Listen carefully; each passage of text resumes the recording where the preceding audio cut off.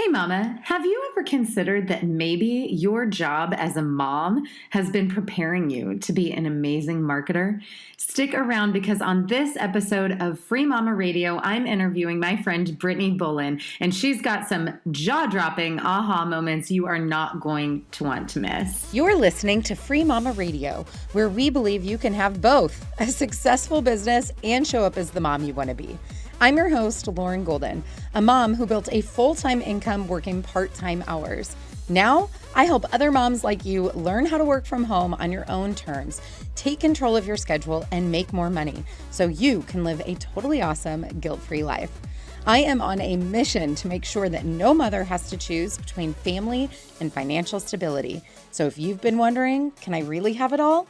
This podcast will give you the answers. Welcome to this episode of Free Mama Radio. I'm so excited to have a new friend of mine here with us today, Brittany Bullen. She is the author of the books Personality Marketing, Join Your Industry's A-List by Embracing Your Inner Nerd, and The Crisis of the Ordinary, What to Do If You Secretly Wish for More Than What You've Got.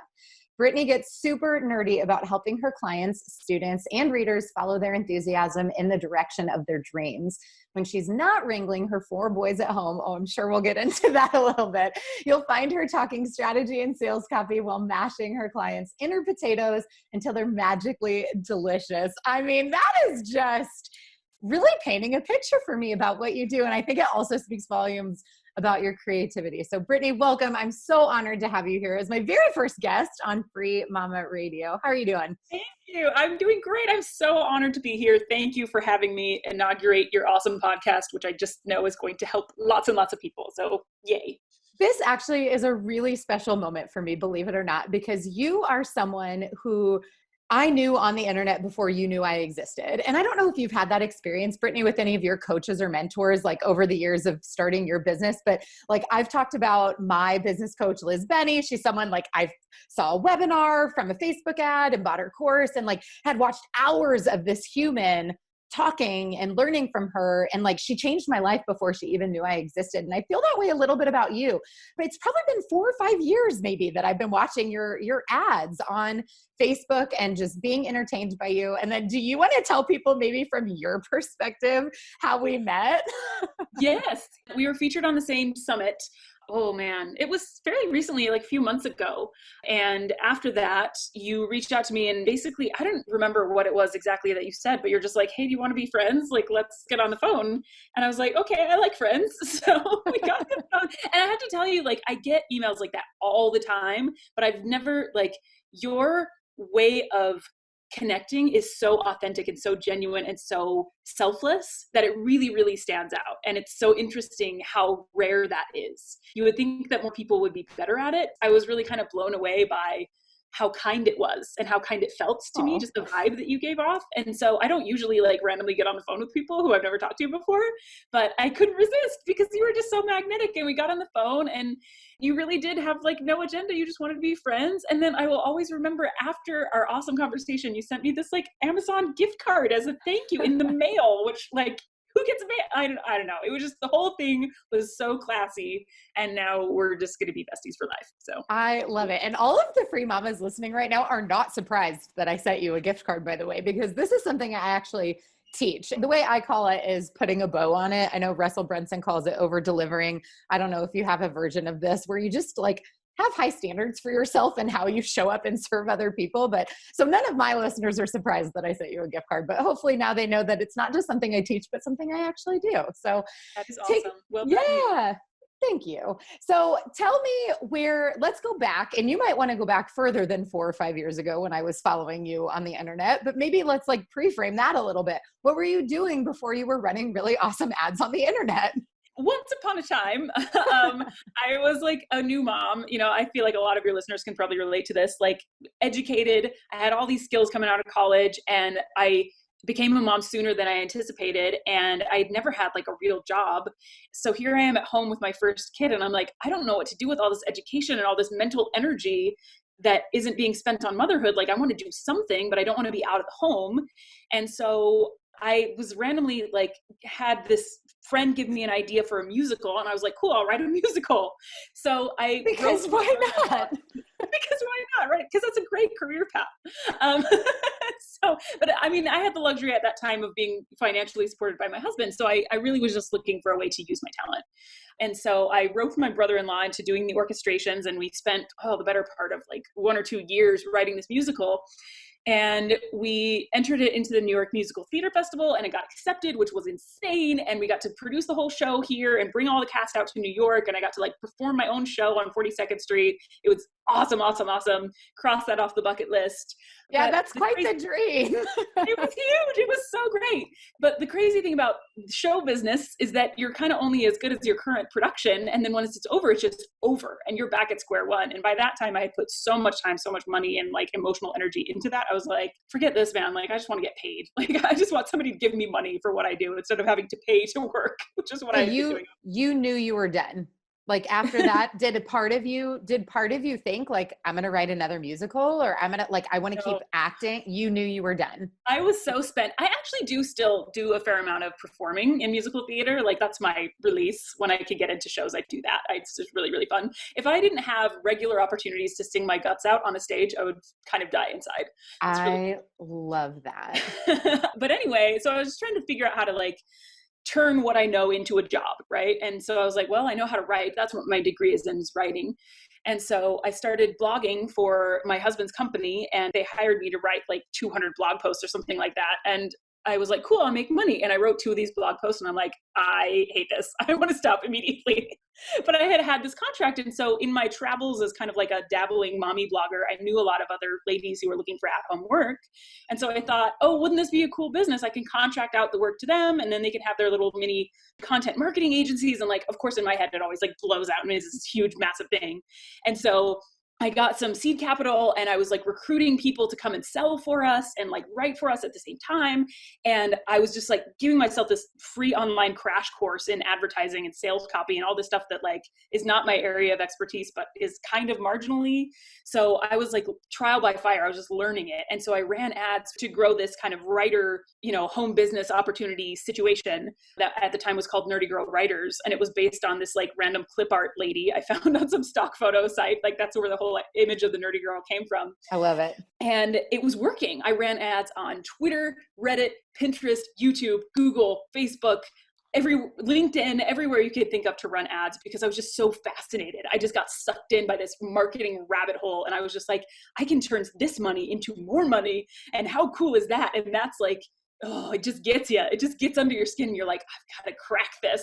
Did you know anything about advertising before that?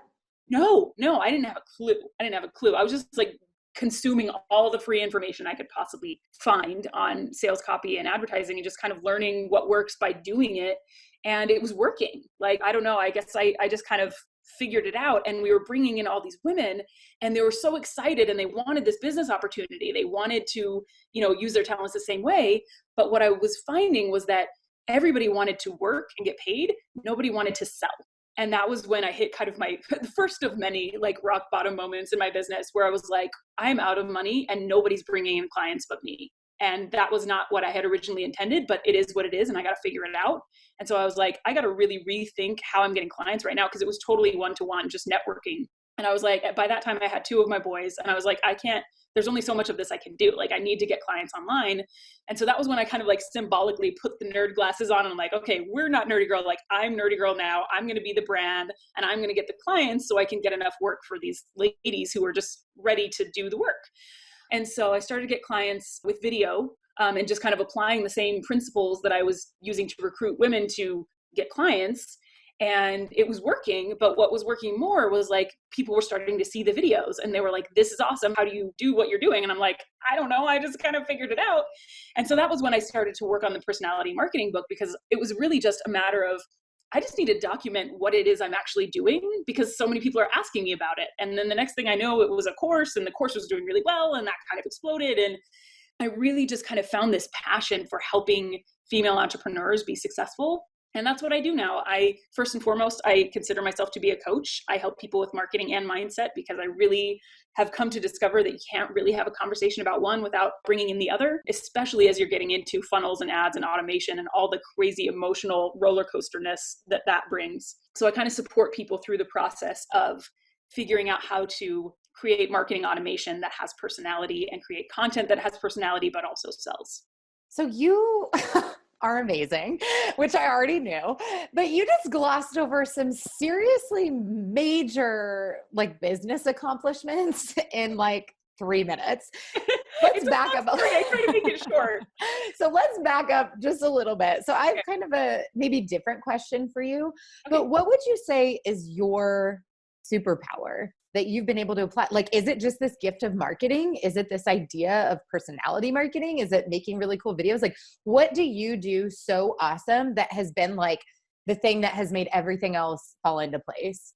You know, I think the best way I could explain that is actually something a friend of mine said to me back when I was a sorority president in college. She was one of my VPs, and she's like, "Brittany, you have this spectacular gift for getting people to do stuff that they didn't originally want to do and make it feel like it was their idea."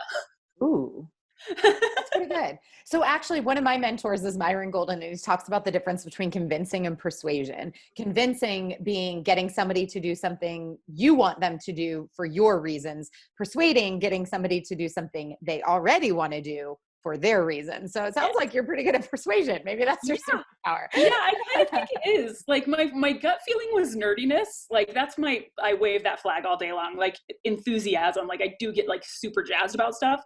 But I feel like a lot of people do that. I feel like kind of the thing that sets me apart, if anything, and probably the biggest reason behind the successes that I've had is that I feel like I do have a gift for enrolling people in my vision. Love that. You know? Yeah, true leader, right? I try. That's awesome. So you mentioned that you now see yourself primarily as a coach and that's really important to you. And you see kind of the professional side of things, you know, the actual business, the strategy, the marketing, all of that going hand in hand with mindset. And I completely agree. I always joke that entrepreneurship is like the greatest personal development course I've ever taken in my life. It so is. I would love to hear about the biggest mindset issue that you have had to overcome. Oh, well, easy. For me, and I think you can probably relate to this because most achievers can, it took a long time for me to figure out how to disconnect my personal feeling of worth with the work that I do. Like that was the biggest thing. And it has led to the worst decisions I've made in any area of my business, feeling like I had something to prove. Like it had to look a certain way for me to feel like I was enough. And it really just messes with you. It messes with you in so many ways. You make bad investments, you scale recklessly. Like there's just a lot of stuff that happens when you've got a point to prove and you're trying to feel like you're enough. And it's this kind of hole that's never full. Mm-hmm. And you have to, like, I think everybody kind of either through suffering or through learning from the suffering of other people, you really kind of have to come to terms with this idea that your worth has nothing to do with what you accomplish. And that it doesn't matter what your business is doing or not doing, like you're still enough. Like it's so, so crucial. And yeah, it's a hard one to learn. Yeah, that's really interesting. And that does totally resonate. So you talked about making some bad decisions in your business. How would you say that your business has evolved? You know, you talked about a lot of organic evolution within your business, kind of this is what you did, this happened, you responded to it. Have you had to make any decisions that maybe weren't kind of organic, but big changes you've had to make either for your happiness, for your team, for your family, for a vision as it changed? Yeah. I mean, I don't know if I can point to any one or even like a set of them. I feel like that's kind of what the journey of entrepreneurship is this constant, you know, process of optimization where, you know, I think every entrepreneur would tell you, like, it's all a game of like, how fast can you fail? And how fast can you, you know, bounce back and do something different when you do? And so, yeah, I mean, there have been a lot of times, I mean, as far as just like team, people coming and going, figuring out, you know, cash flow stuff, like there's a lot of like nitty gritty details that I won't get into here.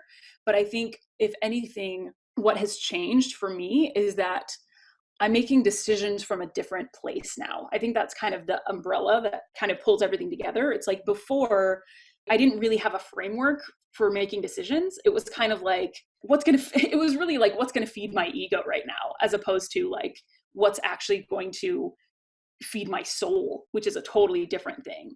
I didn't know that at the time. Like I wasn't conscious of the fact that I was making decisions from that place, but I was. And now I feel much more patient in my business. I'm much less in a hurry to like conquer the world tomorrow. But interestingly, the less impatient I get, the bigger the vision kind of grows, which is weird. I love that. I love that. So let's shift a little bit and let's talk about your family. So you're a mom of four, you're married. What does your family think about your business? Do they know what you do? Do your boys know what you do all day? Do they understand your business? They do. We've really tried, from the get-go to kind of enroll them in the vision as well, to talk about why I'm doing what I'm doing and who's, when I help people, how I'm helping them. And even sometimes like asking for their input. It's like, hey, I'm working with this client and she's really struggling with this. Like, what would you do? I think that's so important. And this is just another thing, for me as a mom, I see my job as a marketer and my job as a mom as so similar, because that's really all you're ever doing as a mom is like selling your kids on whatever it is that you want them to do. So I knew early on that I was going to have to do that if I was going to get their buy-in, and if I was going to be able to shut the door and say like, hey, mom has a call right now, can you please be quiet? Like the stuff like that. You have to sell them on that. So yes, they get it. And yes, they love it. In fact, my first event, the Nerdfest, they came and they got to kind of, they went to like the VIP night before the big day. And like, they just thought it was so cool to see like my picture everywhere. And like, they still talk about it. We have the like sandwich boards in our garage. So they see it all the time. They're like, when are we going to have another Nerdfest? So I think they think of that really whenever they think of my work. But my husband, I feel like I won the husband lottery. He's just the most amazing human on the planet and has always been a dreamer. And I fell in love with him because he was a dreamer, among other reasons. But he's been just nothing but supportive from day one and just always believed no matter what. And I don't think any of this would be possible without him. Oh, shout out. We love that. I've got a good one too. I've got a keeper for sure. So you mentioned Nerdfest, which I didn't even know about this event. I am coming to whenever you do it again, but I actually held my own first live event last year. And I also traveled all over the country last year doing little pop-up like free mama meetups. And I know for me and my community, like that's where a lot of my fulfillment comes in is, I'm so grateful to live in a day and age when I can have a business online and be home with my family. But I love like nothing replaces that face-to-face connection. Right. And so that's why I held my event. And it's why I traveled around was so that I could like meet the free mamas in real life. Why did you decide to host an event? And what was that experience like for you? Well, at the core, I am a performer. Like I just live for the stage, and I have like still even now, the thing that I visualize, I'm sure you guys have talked a lot about like creative visualization and goals and all, setting a vision for your life. I think we all, pardon me, I'm going to like talk about sex for a second, but it's the best metaphor. I feel like everybody who has a half decent sex life, I think, has a little like fantasy Rolodex in their head where it's like you have your kind of go-to things that you visualize to kind of get yourself in the right zone mentally. And I think that in business, it's the same way. Like you need to have your little fantasy Rolodex of like your highlight reel of all this stuff that really just juices you up and gets you motivated. And for me, number one on my highlight reel for, I don't know, the past decade has been imagining myself on stage at an event like the Nerdfest, because I have this vision for it that is so, it has been cool the times that we've done it, but I have a vision for it that's so much bigger. And I just, as a performer and an entertainer and a playwright and a composer, I have a vision for a life-changing event that is this immersive, musical, theatrical experience that creates this like emotional state that completely transforms your life. And in order to do it, in order to pull it off the way I want it to be, it has to be freaking huge. And so I kind of like, my first couple of events were, they weren't like teeny tiny, but they were by no means the size I wanted them to be. And so in my head, the reason I don't have a date for my next Nerdfest is because I kind of have this flag in the sand moment where it's like, it's the vision or nothing. You know what I mean? Like it has to be massive or I'm not doing it. So that's kind of where the Nerdfest is right now. There are such things as like baby steps and like working out. Well, and the thing is, like, my first one was 100 people. I feel like I could pull off a pretty awesome one with 250 to 3. Like, I'm not talking about like tens of thousands of people here. We could talk about like the Nerdy Mamas Unite. Like we could do some hybrid thing here. Maybe a collaborative event is in our future, but I just know like I have original music, I have like dancers, and it's just gonna be so good. Well, I'm a dancer, so I'll sign up for that one. Okay. So cool. Something that I believe I know about you, and tell me if I'm wrong, is that you are actually a self-proclaimed introvert. Yeah. you love to perform, but you're an introvert. And I feel like there's a lot of misconceptions about what that means to be an introvert and what that means that you're capable of. You know, you're right here, you're on a podcast, you're talking about being a performer, but you're an introvert. And I know that that's one of the things that it's a label that holds a lot of people in the free mama community back, right? Like they might look at me and be like, well, this is easy for you, Lauren, because you're an extrovert and you're a people person and you want to be out talking to people. So what would you maybe say to people who have that objection about what that means that they're capable of doing in business when they kind of hide behind that label of I'm an introvert or I'm shy? Well, I think that, you know, if you do much research into what it actually means, like introvert versus extrovert, there are a lot of different kind of shades of gray within that. And by definition, it just means like what energizes you, right? For me, being alone energizes me. I'm happy to be alone. I love being alone. When I don't get my alone time, I get just like, eh. And then I have kind of a threshold of social interaction that I can handle. I mean, I can handle any amount of social interaction, but like I find myself being fairly exhausted, even if I'm in the company of people who I really love and care about. So I do need to kind of have boundaries around that for myself. But what I love about building a business online is that I see it as like a totally different thing. Just like being on stage is a totally different thing, because I'm not actually in this uncertainty of being around people and not knowing what to say, saying something dumb. You know what I mean? Like, I think for me, that's like the big stress of being around people, is like feeling like I need to come up with interesting things to say, or I need to be funny, or I need to be confident, or be perceived a certain way. But I've had to kind of like train myself out of that. Like there's a lot about this kind of baggage of being an introvert that is made up, you know what I mean? And it doesn't actually serve your highest good, you know what I mean? So it's easy for you to say, oh, I'm an introvert, I'm shy, so I can't put my business out there. I can't sell my stuff. I can't interact with other people. But that's not, I mean, you do what you need to do for the life you really want. You know, so some of that you just kind of have to train yourself out of and practice.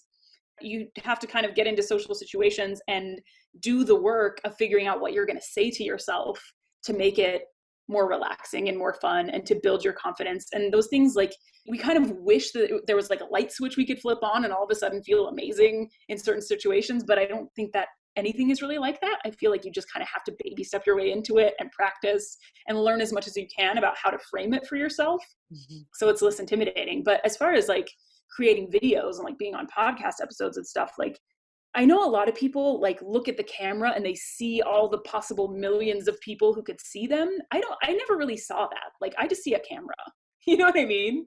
So to me, it's like, I'm just alone in my room doing my thing. And that part doesn't bother me.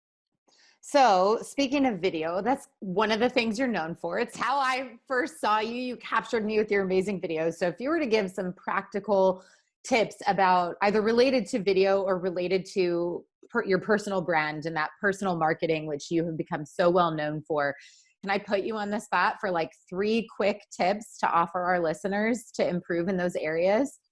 Yes, you can. So here's step 1. Step 1 is all about figuring out how to leverage the best of your energy. Because people ask me all the time, should I go live? Should I be pre-recorded? Should I have a script? Should I have an outline? I don't care. I don't care about any of those details, because the number one thing I can tell you is that the energy that you bring to your videos is number one. So embracing your inner nerd is all about kind of leveraging your enthusiasm so that you can set yourself up for success with that by marrying what you're trying to sell with something you actually want to say to people. And it can take a lot of different forms. Like for me, I love to talk about marketing. I love to talk about mindset. Those things make me really nerdy, and I'm lucky because they are what I'm selling.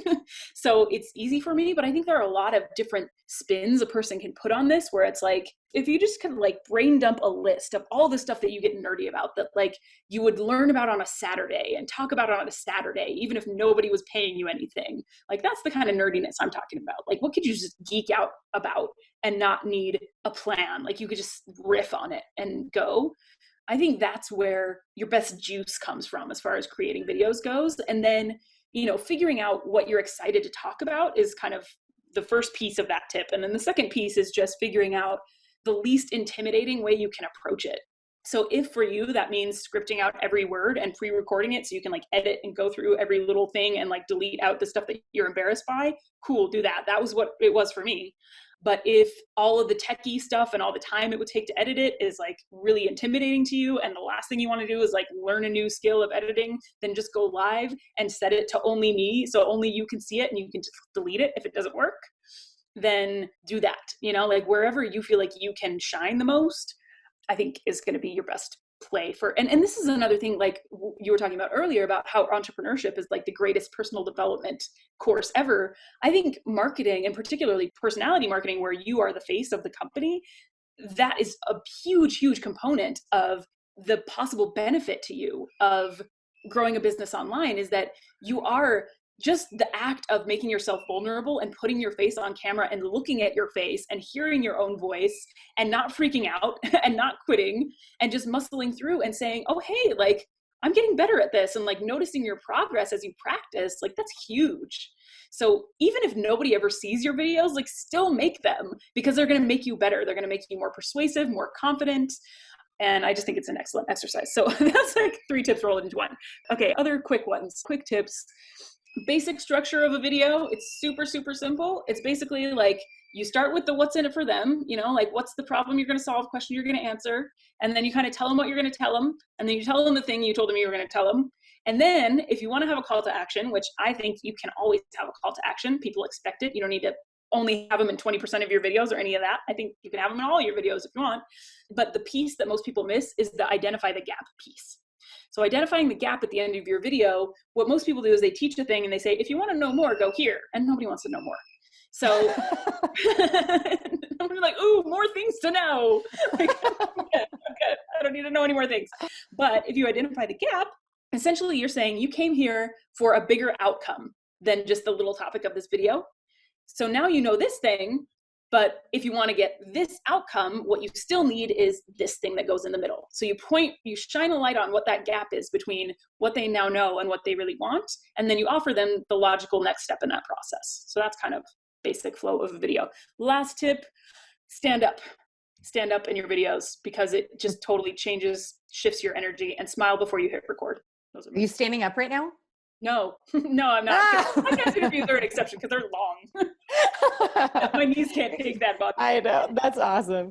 Well, earlier you were talking a lot about vision and goals, specifically talking about your big vision for the future of Nerdfest. So I want to know, what are you working on right now in your business that you're super excited about? Basically, what are your current goals? What's going on? Oh my gosh, I'm so excited. This is the perfect time to be having this conversation, because this is pre-launch week for Connect, which is a brand new networking organization that I'm starting to respond to the many people who come into my world and are nowhere near ready for ads and funnels, but they just want to get some clients. They just want to get in front of some people. They want to build relationships. They want to start, digging the well before they're thirsty, like all the stuff they tell you you're supposed to do, but nobody, like, aside from like spamming people in Facebook groups and cold messaging strangers and going to your local chamber of commerce, it's like there really aren't that many options.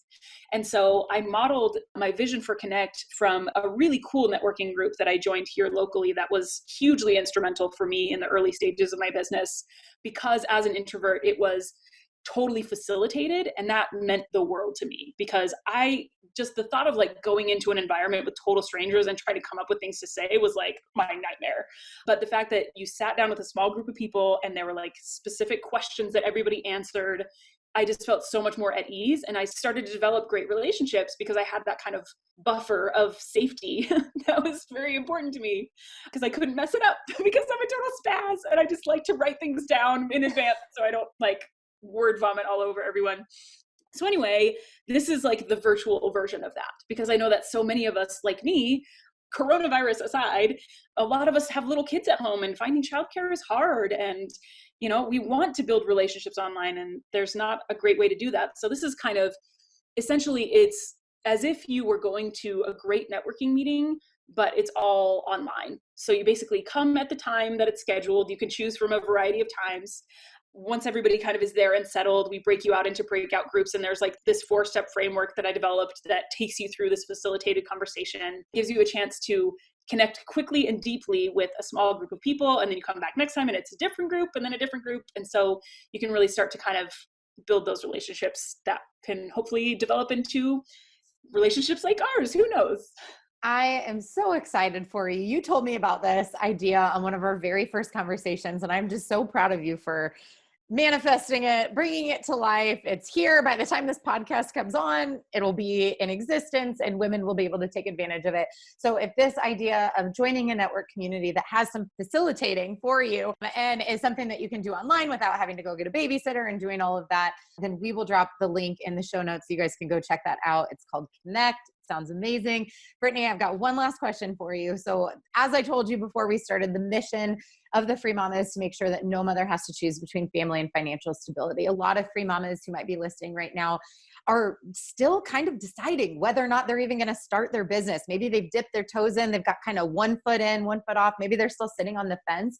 Thinking back to your early days of starting your business, what is one piece of advice that you would give to those women or one bit of encouragement as they are looking to begin their free mama journey? I think that I don't know what it is about human nature that makes us feel like we have to see the end from the beginning, but it really, really holds us back. And it's so, I don't know anybody who's been successful who's said, I knew exactly what I wanted and it manifested exactly step by step, exactly the way I expected. Like, that's nobody's journey.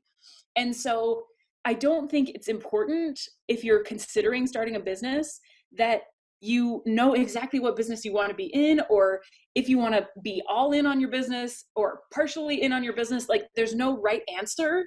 And the thing I would want to say to you, aspiring entrepreneur mom, is that there's no harm in giving it a shot. And the worst thing that can happen is it doesn't pan out and you either decide entrepreneurship isn't for me, or this particular version of entrepreneurship isn't for me, and then I'll go do something else. Like, life is long. Like, you've got plenty of time to figure it out. So just go start throwing some spaghetti against the wall, see if anything sticks, and know that if it doesn't, that's no reflection on you. It's just everybody has their process of trying stuff out and figuring out what they really want. So I say go for it. And also, don't feel bad if it doesn't work out. Like, don't make this into, I think sometimes entrepreneurship is inflated as like the only way to be a worthwhile human being. But like, that's not actually true. Like, people talk about jobs like they're the worst thing that can happen to a person, but jobs are great. You know what I mean? Like, there's no shame in going back to a job. So don't make this out into like some worst case scenario. Like, I think there's really no such thing as the worst case scenario other than you misinterpreting life's events as a reflection on who you are and what you're worth. That's so powerful. Thank you so much. That was really beautiful. I loved that. I took something away from that. That's awesome. Brittany, thank you so much for your time and talents. Guys, I will tell you exactly how you can connect with Brittany, how you can learn more about her networking organization called Connect. Thank you so much. It's my pleasure. Thanks for having me. I hope you enjoyed this episode of Free Mama Radio. Don't forget to check out Free Mama TV right here on YouTube for hundreds of how-to videos and interviews to help you start, grow, and scale a virtual business from home. If you want to join a community of tens of thousands of moms just like you, make sure you join the Free Mama Movement group over on Facebook. And lastly, if you want to learn more about how we can do this together, work to achieve your goals, and make you our next success story, check out my free training at thefreemamamovement.com. I'll see you next time.